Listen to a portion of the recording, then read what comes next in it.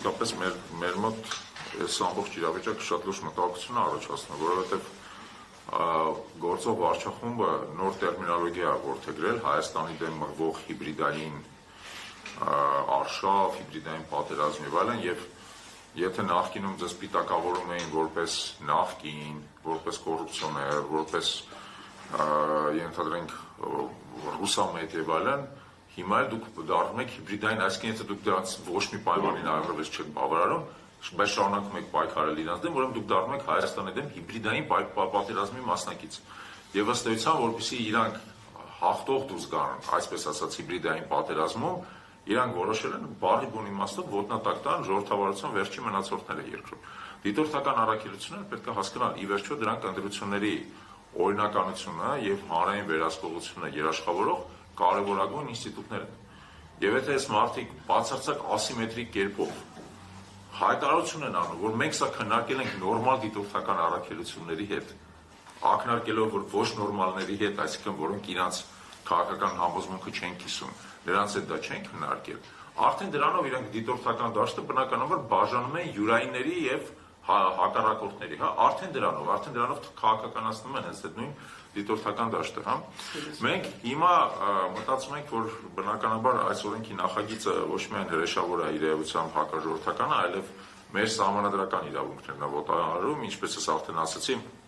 խոսքը առաջին վերաբերվում Սահմանադրության 79-րդ հոդվածին, որոշակիության սկզբունքին, բայց գուցե նաև այլ կետեր կան Սահմանադրության, որոնք խախտված են, ուստի մեր իրավաբանների հետ մենք հիմա վերլուծում ենք օրենքի նախագիծը, որպեսզի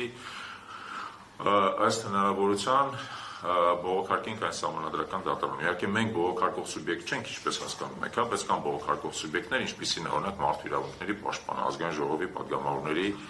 1/5-ը, Հանրապետության նախագահը եւ այլն, եւ մենք գտնենք տարբերակ այդ բողոքարկումը իրականացնելու։ Բայց եթե նույնիսկ մինչեւ ընտրությունները դա տեղի չունենա, մենք համոզված ենք, որ մենք ձև կգտնենք մեր քաղաքացիների քվեն պաշտպանելու։ Եվ ավելին, այս գործող վարչախմբին ուզում ենք ասենք հետևյալը. եթե դուք փորձեք մեր քաղաքացիների քվեն գողանաք, դա ձեր մոտ չի ստացվելու միևնույնն է։ Մենք հետամուտ ենք լինելու նրան, որ մեր երկրում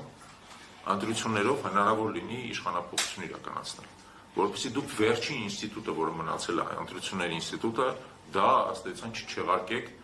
ձեր կողմից ընդունված հրեշավոր օրենքներով, օրենքների նախագծերով եւ դրանով ընձեռնվող վարչական հնարավորություններով։ Մենք բոլորս միասին, նաև դուք հարգելի գործընկերներ եւ հավել հարգելի ուղդիրներ, պետք է շահագրգռված լինենք նրանով, որպեսզի մեր երկրում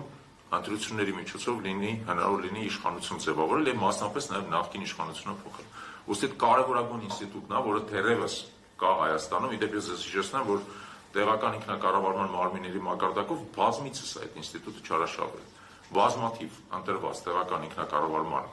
ավականու անդամներ եւ համայնքապետեր այս վարչախմբի կողմից ռեպրեսիաներ են ենթարկվել։ Մենք դա էլ ենք հիշում, բայց մենք չպետք է թույլ տանք, որպեսզի այս վարչախմբը վերջի, այսպես ասած, բաստիոնը հնարավոր համապետական ընտրությունները իր գործունեությամբ այլասեռի եւ դարձնի դրանք բացարձակ անիմաստ։ Այդքանը պատրաստ ենք պատասխանել ձեր հարցերին։